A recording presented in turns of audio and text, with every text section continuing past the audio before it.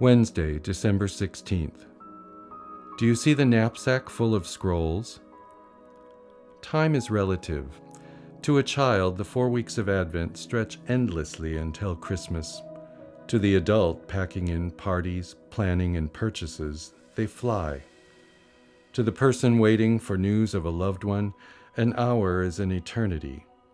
To the caregivers attending them, that same hour goes by in a blink. Experiences of joy and sorrow, focus and distraction, busyness and boredom can all stretch, speed up, or even stop time altogether. Consider the image. Did you notice the scroll?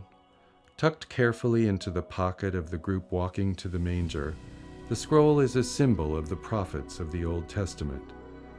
Depicted with wild hair and an unrolled scroll, the prophet Isaiah is a familiar figure in Advent. Isaiah and the other prophets remind us that God's time is not our time. In today's gospel reading, the disciples of John the Baptist are trying to understand Jesus. Who is he? What is his role? Is he the one foretold by the prophets? Jesus uses the words of Isaiah to answer them. Go and tell John what you have seen and heard. The blind regain their sight. The lame walk. Lepers are cleansed. The deaf hear. The dead are raised. The poor have the good news proclaimed to them. The promise of God, given to Isaiah 800 years before, is being fulfilled in Jesus.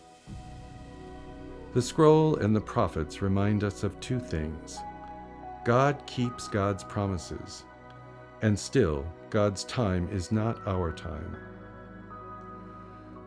This Advent, each of us are waiting for something. We wait for small things like weekends or the sugar cookie to cool. We wait for larger things, test results, cures, vaccines, decisions, closure. As we wait for the dawn of Christmas Day, let us also consider what it is our hearts are waiting for. What promises of God do we still cherish in our hearts? How might God be keeping God's promises, even if God's time is not our time? May our prayers this Advent be ones of hopeful waiting for ourselves, our loved ones, and our world.